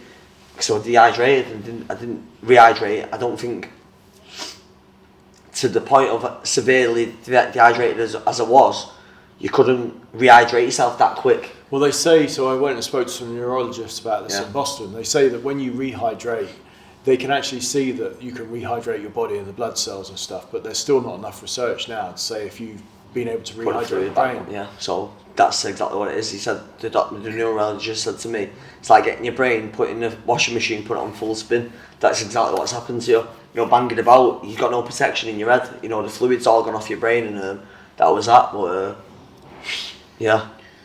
So so obviously you said the first 6 rounds you were blitzing it, but you started to get some headaches. Then what happened in the second half of the fight? So I went out at my pace where I'd not done an 8 rounder. At my first 10 rounder, I stopped him in 6 rounds with Joel feed. I feel like an 8 rounder is a must to go to that depth of, you've got another 2 rounds you got to get after stool with someone like one of them guy names who are really strong, like a not saying Joshua Collette because he's like a world champion, but like somebody who's like really pretty basic but can take your punches for 8 rounds. And he's not going to throw 150 punches. He's not going to, yeah. So I feel like as a manager, that's my thing. That's the step. Yeah, that's the step before the step. Everyone wants to do the step up, but you need that. You need them rounds under your belt. It was in the six. So the first 5 or 6 rounds, I thought I've killed this and I've done really good. You know what I mean? There was like the odd round here or there where I think it was like one of the first 2 where it's like I say it took me to warm into it proper, but after that I was just blitzing through it and I'm thinking he spat his gum shit out 3 times and I'm thinking it does that again, he's getting the pound off, but I thought at the end of that round I remember finishing the round and looking at him and thinking, and he was like gone, like he's like he couldn't breathe and that, and I thought, oh, I've done him. This next round I'm going to take him out. And I remember John Breen saying something to me like, look, I'm going to take him out this round, don't worry about it, I'm going to take him out. And then I didn't take him out because he had a good defence and he was clever. Tucked, waited to the last 30 seconds, pop, my head goes back, pop, my head goes back, and they were fresh in the judge's mind. And so all the good work I'd done for 2.5 minutes, it didn't really necessarily got counted for, because then he just picked me off towards the end of the round and he used his brain, you know what I mean? Whereas I didn't. I just went in like hell for leather, to try and just to beat him down, basically, you know what I mean? You still think you won the fight? I still think I won the fight, but I'm not going to argue about the decision. Do you know what I mean? Like, I thought after 7 rounds, I thought there's no way that I've not won 6 of them rounds. Then the 8, 9 and 10, I don't think I won them fighting rounds. I thought like one of them, like, because of how hard I was the aggressor in the fight, and I didn't score it to the guy who just moved round and tucked up and picked me off. I didn't score. I don't score fights like that. I score it to the aggressor. I like to see the aggressor, the person who's making the fight happen. It's like when Oscar De La Hoya fought Floyd Mayweather. Or that night when I seen that fight, I thought Oscar De La Hoya won the fight. If I seen it back now, I probably would have scored it to Mayweather, because of all the slick moves he does and that, and his boxing knowledge. But then the same is that at the time I didn't think he won it, you know what I mean? And that was just my opinion, you know what I mean? Do you remember what was the atmosphere like in Bowlers that night? It was mad, mate. It was crazy. It was like who could sing the loudest. So like you sing, there's only one Kieran Farrell like that, and Crolla's fans are singing for Crolla, but then my fans are like, let's do it louder, you know what I mean? But my fans were like all the Man United thugs, like the same was all the ones who go to the United matches, and they know all the United songs as well. So they was all singing for me, and it was good, mate. It was really good, and I'll be honest, when I come out for my debut, I got chills down my spine and all my hands, all the hair stood up on my hands, and when I went out for the Crolla fight, it was only 2 times it happened, you know what I mean? So. At what point did things start to take a turn for the worse then? So it was that round, that 6th round. I think it was the 5th round where I thought I'm going to stop with this next round, and then the 6th round, I got caught with a few left hooks. I think, when my head went back and they really hurt. John Breen's like, let your right hand go, and I'm thinking, hey, when I let my right hand go and he lets his left hook go, I'm all open, so I don't want to let my right hand. So I actually said in the corner, I can't let my fucking right hand go like that. And he said, why not? And then I thought, and I nearly said, because my head's hurting, and I thought, whoa, he'll pull me out. He's an experienced coach, he'll pull me out. I can't say my head's hurting. So I went, because I don't want to look shit. And he went, you won't look shit, go and continue, you know what I mean? Throw your right hand in there. And I thought, and every time I let my right hand go, I thought, mate, go on, just do it, I'm embrace it. I'm embracing, ready for the bang, for the whack on my head or anything what went past me, because it was going to hurt. But I thought, like I say, after them 7 rounds, I thought I was up, and I thought, look, I'm gonna. And I said to me when I woke up in the hospital, I said to my brother, "Where's my belt?" He went, "No, kids, you didn't win." I'm like, "You mean I didn't win?" I said, "I've won the fight." He said, "Where's my belt?" And he went, I said, "What are the scorecards?" And he read them, and I'm like, I just turned over and I'm like, "Fuck it." So you were. It said that Boxing News said that you were unwell in the corner, and then you were stretching from the ring. Yeah. Is that? Or what was the last thing you remember that night? So I remember it all, mate. I remember it all. Do you remember like collapsing? Yeah, I remember how it felt. So my brother got in the ring. The fight was ended. John Breen put me on his shoulders, but I couldn't sort of raise myself up because I was fucked. Yeah. I'm like dangling over, and he puts me down. My brother comes in, puts his hands on my shoulders, and says, "You won the fight. You won the fight."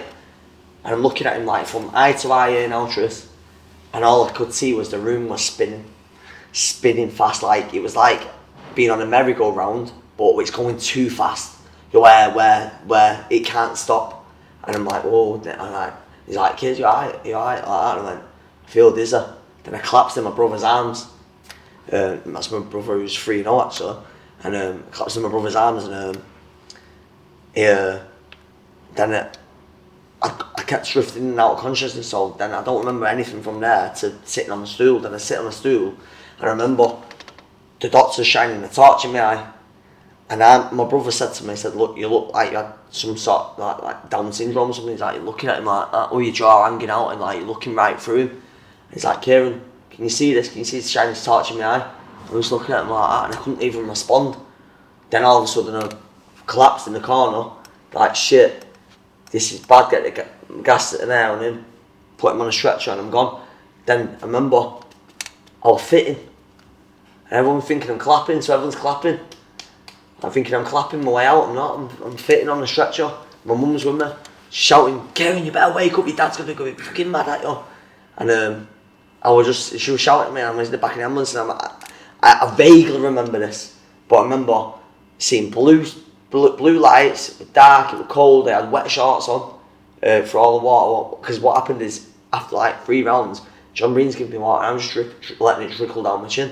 I'm like, I don't want no more water, my belly's full of water, I don't need no more water, but then John wants to keep giving me water, and I'm letting it trickle down my chin, so my shorts were piss wet through with water. And then my mum's like, she was shouting at me in the back of the ambulance, so I was fitting, my mum's there, she's seen all that. Then I went unconscious again, and they put me into an induced coma for the night. So then I wake up in the morning, I'm like, "Where's my belt?" That's what I'm saying then, and my dad walked in, he's like, I said, "Dad, I just wanted to be world champion," and that, and I remember seeing like a few different people coming to see me, and I'm like, I was done, you know what I mean? And I was sat up, and I'm like, I just need my phone, I just need to have a look on box rec, I need to see who's at light welterweight now, because this is too much for me, this lightweight, I can't make weight. Were you close to death? I think if the bleed was, if they said to me, they said to my mum, this was to my mum and my family, so my mum and my family in the waiting room, and they said, the bleed's small but significant in size. So the bleed was a small bleed, but it was piss in blood. Yeah, so there's a lot of blood coming from it. The surgeon apparently told you had a lot of blood on your brain. He was surprised at how well you recovered. Yeah, intensive but care. I'll be honest, I put that down to my supreme fitness, and all them mornings getting up at 4 o'clock in the morning to go and run before going tarmacking, before going gym. All them runs what I did at 4 o'clock in the morning, they saved my life. They weren't necessarily to make me world champion, but they saved my life. And I do believe that. I seen Fowler said that he's got 32 beats per minute the other day. I had like 26 beats per minute. I was so fit. There was nothing like I like a machine. I like a robot. I didn't even need to breathe. I could just crack on because I was that fit. You know what I mean? And I really do believe that it saved my life. So when did you first watch the fight back? As soon as we got hold of it, I can't remember. I can't vaguely remember. I think it maybe like it must have been like it wouldn't have been. It would have been like January, February time, and I didn't. So yeah, the fight was December 7th. Yeah, I didn't analyse it. I didn't watch it as in like I weren't watching it out. I didn't want to see you. I wanted to see the end, and I only seen it. I seen the end once. It was enough for me, you know what I mean? I didn't need to see it again. But I know it, I have seen it, and I couldn't. It's pretty upsetting, I'll be honest.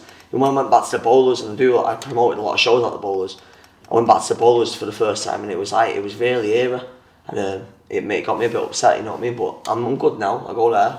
I've got my show there in a few weeks, 4 weeks time. I've got a show there, so it's a mad situation, you know, like.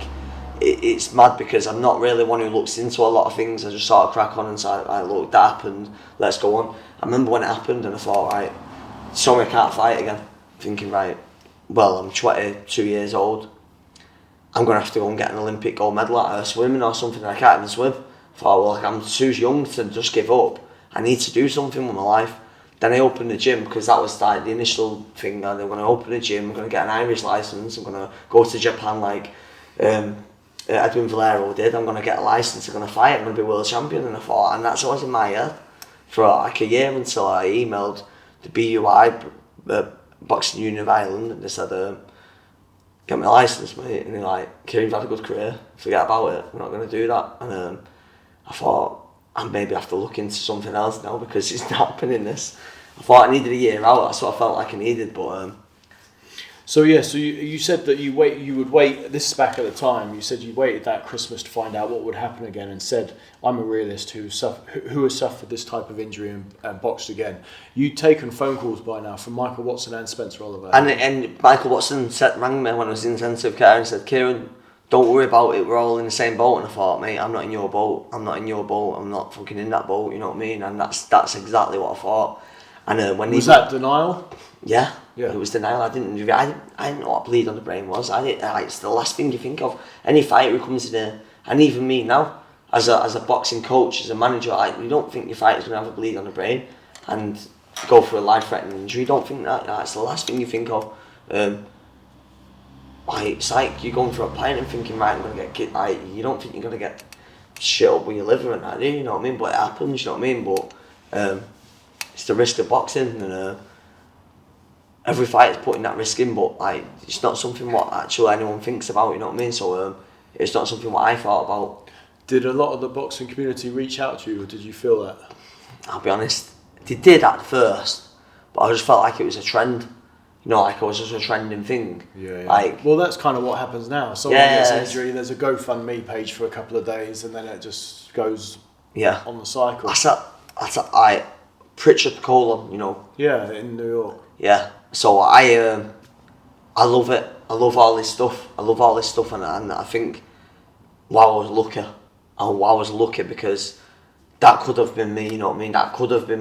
And sure, I think severely disabled. Yeah, and I love looking at that. I mean, I loved what an inspiration he is as well. Like, just keep fighting, and he's just there all the time. He's fighting, and like I love his reactions. Like I can tell he's just a boxing lad. You know what I mean? He's just like they give him the WBC belt, and like I know he's like probably got a mind of a 6-year-old now. He's like yes, they're giddy about it, but it's just nice to see. You know what I mean? And Kieran Farrell, ex-boxer, how hard was that to accept? It's you know what? At the time, not now. No, at the time. Now it's easier. Now it's easier. It's like it didn't even happen.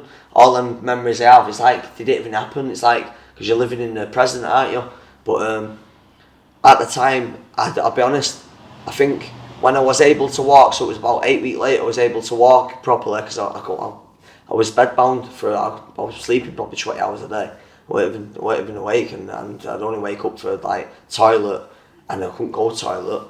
I had to like piss into a bucket and that, you know what I mean? Or like what the hospital had provided me with, so I didn't have to get out of bed and that, and I'd wake up and eat some food, and that was about it. And I remember when 8 weeks after the local boxing club I watched got burnt down, I got up, struggled to get my sweatsuit on, started walking to the boxing club.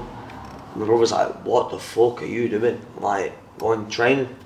I said, "Hey, I'm just doing a bit of shadow boxing, I'm not sparring or out." He's like, "Are you mad?"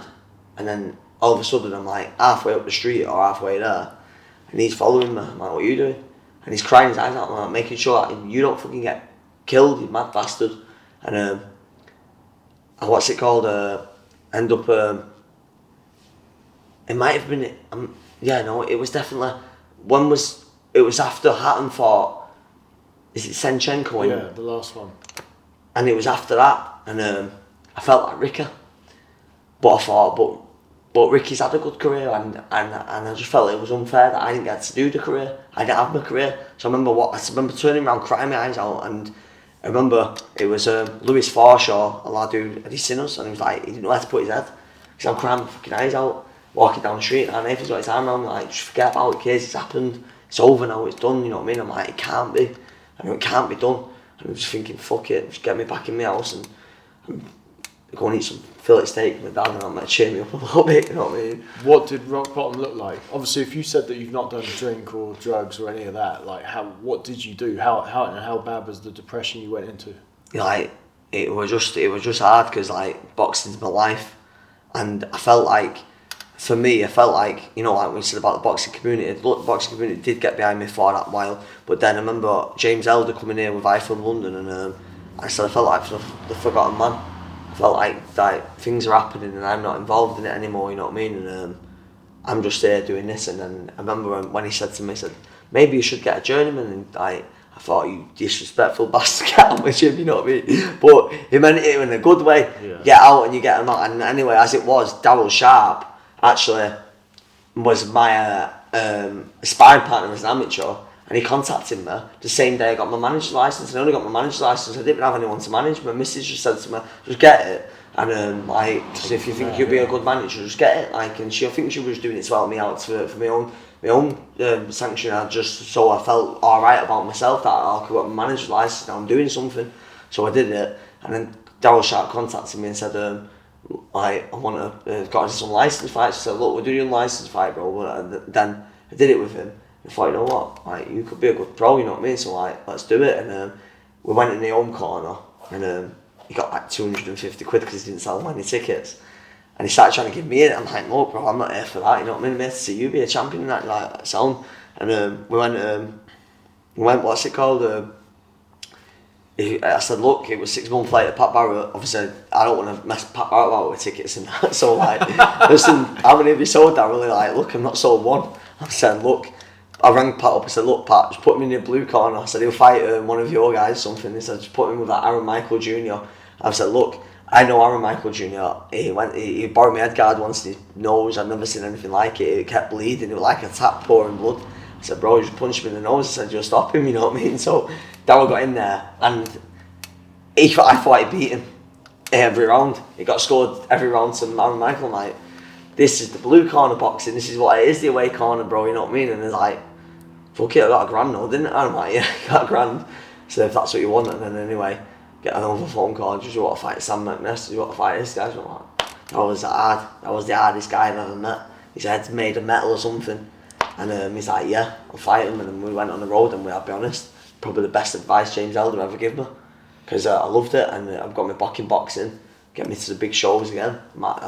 The Joshua fights, I'm out everywhere, and I start then only over the pandemic. It's like I just don't want to stress myself out to make 150 quid here and there. I've got prospects in the gym. I've got Amy Timlin fighting for European title. I've got Conor Lynch, who's 7-0. But Ben Rydens is 4-1 now. You know what I mean? Like I've got good fighters. You know what I mean? So I don't wanna just make a quick buck. I'm not about that. When did Crolla first reach out to you after the fight? Probably he probably texted me when I was in there. I mean, I'll be honest, when I was in hospital, you know what I mean. Did he come see you? He come and see me. It was like I got the gym set up. So I got to open the gym in June, and then I think it was around about November time. So like probably just before it'll be about 11 months later. He come and see me, but I was in touch. You know what I mean? Was always like, if I needed to talk to him, like, he'd talk. You know what I mean? He'd stop what he was doing. He'd stop his family meals to talk to me. You know, at the time, you know what I mean? Because that's what sort of a guy is, and he does a lot for me now. Like if I need a video doing like to shout out a sponsor, he'll do it for me, you know what I mean? Because he's a good guy, you know what I mean? And I don't know, Ant owes me nothing, you know what I mean? Ant doesn't owe me anything, and I want him to know that, you know what I mean? He doesn't owe me anything, because I don't want to ever, like, we never had that conversation with, but when I go to Gallagher Gym, which I'm going there tomorrow morning, I've got a bit of sparring there, and it'll be there and we'll chat, and we're just good friends, you know what I mean? How much or how often do you feel that you got a short straw, that you got a bad hand? Why would it happen to you? Did you go through all that process? Listen, why me? Jamie Moore told me to read the Law of Attraction, and I read it and I thought, well, how have I attracted this to me? How have I attracted this to me? But when I think about it all, and I think about everything what was going on, my diet, my personal life, I attracted it all to me. I attracted all that to me. You know, like obviously I didn't like say bleed on the brain and nearly die and that, but you know, it was bound to be happening. It was on the cards. There was too much going on in the background. A fighter needs everything to be perfect, and I tell all the kids this. Not even the older, the pros now and that, but more so the kids, because I'm trying to learn them from the future. I'm like, look, it's career before girlfriends and boyfriends and going out drinking with your friends or going out messing about or going out doing that. I said, it's your career first. If you want to do this in here, I'll give you the advice. This is my advice. This comes first. And if you don't want that, then don't do it. Because you'll get hurt, and that's it. And that's my advice, you know what I mean? I feel like I've lived through it to be able to preach it. Your brother, you mentioned he's 3-0. You must have concern. You know, he has. Nathan's got a bad relationship with boxing. He hates it. I love it. It happened to me, but he got to see. He got to witness it all happen to me. So when I collapsed in front of him, he got depressed. He put 5 stone on or something. He was like 15, 16 stone. He was fat and depressed, and it took himself to get in here when we opened up here to then get himself fit, get himself fit. He wanted to fight. Then he snapped his knee. Then he got depressed again because he couldn't move his knee. Then he told him that he's not going to be able to do anything like play football, do this, whatever. Then he got himself back in here by himself, not by me, by himself. And he said, like, Nathan will say that I inspired him because he looks at me and he thinks, wow, look at Kieran, look at what he's doing now. He's doing a show in Spain now, you know what I mean? No He's got a made a fight with Brian Rose, Sergio Martinez, one of the pound for pound best in the world. What's my excuse? Can't use my knee as an excuse, can't use my bad legs as an excuse. And he come in here and he did it himself, and he got there, and I was only saying to him, oh, you've been training at night time with Amy, just started to do a bit of fitness at night time themselves, and he's not done with boxing, but he don't like the politics of it all. Sure. He hates the politics of it all, I was only talking to someone from Matchroom the other day. I'm like, there's no grey area with me. I'm black or white. That's just the way it is. And I'll tell you black and white. And there was a bit upset that I made the Martinez fight with Brian Rose because they wanted to do Fitzgerald Rose. I said, look, I said to you, get me a contract by Saturday. Didn't get a contract by Saturday, so I'm black and white. I said what I was going to do. I had a Zoom meeting with Ricky Powell helping me out with my Vicious Spain branch. Spoke to Marvilla Promotions, and we got the fight done. And I said that's what I was going to do. And I said, I'm sorry, but my man and my word, that's what I did, you know what I mean? So back in the day, you said you wanted to open up a steakhouse. Yes, I did, mate. You know what, I'll be honest, I can't cook steak, shit. But I like it, you know what I mean? I love food. And I'll be honest, I had a T-bone steak, so that I only found out this the other day. The T-bone steak is actually a fillet and a sirloin. I didn't even know that, you know. So would you still want to do that? Is that still a thing? Is that on your radar at all? It's not on the card, you know. No. But I'll be honest, it's when you look at George Foreman and stuff like that, you're like, look at these guys, like, sick, you know what I mean? Look at me like... Vicious hot sauce. Vicious hot sauce, but yeah, I'm telling you, mate. In 2016, you were awarded a BEM medal, British Empire medal by the Queen. Talk me through that. I'll tell you now, yeah. So I said to you then before that when I finished from boxing, I wanted to get an Olympic gold medal at swimming or something, and I thought, well, that's not realistic because I can't even do 10 metres swimming. I'm crap at swimming. I can't swim. So like, well, what else is pretty cool? I'm like, well, I've got a gym now. So what can I do with the gym, which would be pretty good? And I thought, you know what? I do a lot with the kids and that. Like, there's a lot of kids from schools and that who have give like a second, like the letters from the schools what they did for me. He said Kieran Farrell has given these kids a second chance at life, and for me to read that was just as good as getting that medal. But then they all went to the cabinet, so it was John McCormack from Sheffield who put it all forward. He got me, I got all the stuff for him. He put it all forward. He got through 6 stages at the cabinet, got knocked back. Then he went back again, got through all the stages at the cabinet. He said, "You get an award, a British Empire medal in June on the Queen's 90th birthday honours." I'm like, wow, this is unreal. This has got to be my biggest achievement, you know what I mean? And I only set out to do something different because normal 21-year-olds are thinking about going to a nightclub and seeing birds and that, and I was thinking about getting a medal from the Queen, you know what I mean? So like, I'm just a little bit different, and I just want to it's like for all them kids at schools and stuff now, and if they do ever watch this or I watch it, I'll put this little clip up or whatever, like, it's alright to be different. I was never the same. I never wanted to be the same as anybody. If all my mates were going smoking weed in year 8, year 9, I wanted to go and do pea shoots and just be a little fucker, basically, you know what I mean? What did the Queen say to you about the Crolla fight? She said she's a big fan, she thought I won the fight. No, she was there, she was in the Buckingham Palace, we was at the garden party, and there was 1 million people around her, and and this is a story itself now, Trish, yeah? So me and my wife, I was 26 at the time, we've gone to the Buckingham Palace, all dressed up and that, and my wife's 24, I'm 26, I'm like, gone in there, like, we don't know what we're doing there, but we're in there, we're in the back of Buckingham Palace, I'm drinking cups of tea, having cakes and biscuits, and cucumber butt is a real thing, they're real life, so I actually got a picture of a cucumber butt on my phone, yeah, and we was there for 20 minutes, there was like these brass bands playing, and I'm like, to miss, like, she's like, what are we doing? Like, I don't know, like, just sit here and eat cake and like drink tea and that, like, I don't know what to do, like, I don't know, get a bit bored of me, are you? I'm like, yeah, it's a bit shit, innit? You know what I mean? So like, I said, and this is after 20 minutes, I went, you know what we should do? I said, like, should I go back to London Euston Station, just get a Burger King, like that? So we went back to London, so we only went in there 20 minutes, we come out and went to London Euston Station, got a Burger King, and we sat there in the nappy massive. I dressed up like, and people thought we'd been to a wedding or something. What wedding have you been to? Like, sat there with like red sauce all over my face, like dead proud of myself eating my Burger King, won a medal from the Queen. Where's the medal? I'll be honest, if I could have ripped it off the wall, I would have ripped it off the wall. I've got it glued up at home. I've got all my boxing stuff in the back room, so I've got my England vest, my ABA medal, my Central Area title all framed up in the back. But that's my boxing stuff. Then this award was my big thing, and I've got it up in the front room, in my living room, all framed up, and that is good. Jeez, and now you want one of your people to win a world title for you. So, I'll be honest, the goal now, like, personal goals, 3 to 5 years, we set ourselves out to get a place out in Spain. Me and my wife, we've got my house over here, we've got a mortgage, and said, look, it'd be pretty sick if we could like be able to pick the kids up on a Friday night after school and say, look, see you to your mates, because we're coming back on Monday, we're going to Spain for the weekend, we've got a place over there. We want to be able to do that, so that's one of my personal goals. That's why I work my bollocks off in here every day, like from 6 AM till 11 at night doing private training. I did 21 sessions the other day, in one day, 21 private sessions.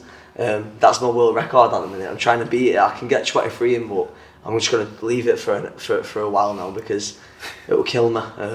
But I will do it just to set the bar. Then my life goals, I look at Freddie Roach, I look at Joe Gallagher, and like what they've achieved. I've got to get one of them Ring Magazine Trainer of the Year awards one day, you know what I mean? So I don't know if it's the training, the managing, the promoting, but I know that I'm doing. I've got my feet in every little bit of the pond, and I'm just thinking like we're obviously with the opening with a boxer now doing Sky Sports, and I'm like to Joe Gallagher, I said to Joe Gallagher over there, so like, you've got Marcus Morrison, I've got Brian Rose, we've got all these fighters, we've got like who are not under contract, like your Sean Yaxter's not under contract. It's like, it's wrong. He should be under contract by our promoter, he should have a top promoter, but it's just the way it works at the minute, you know what I mean? And we've got these fighters, we could do a show good enough for Sky Sports, you know what I mean? So we've done the shows in the past, smaller shows. Smaller show we've got coming up. We had Alex Dilmanodge on it, but he's got managerial problems, so like he's off it. We've got Marcus Morrison, Callum Thompson's making his debut, he just signed with Frank Warren. Sean Yaxter, 7-0. Jerome Warburton got a draw out in Spain, 6-0-1. We'll have to rematch before Christmas, and Conor Lynch 6-0. And we just having 3 local fighters. And Tony Bellew's putting Shaq Spears on the bill.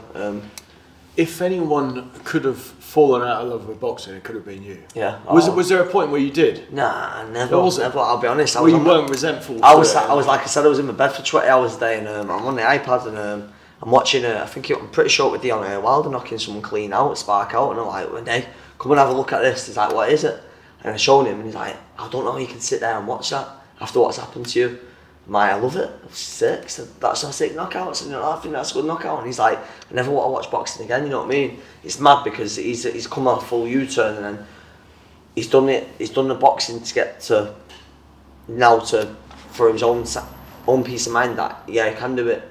He's boxing the Crolla on the card. He's boxing the Anthony Fowler on the card. He's boxing Joe Gallagher's show, what I did with him, and Nathan might box again, but he might not. He's got a love-hate relationship. Do you want him to?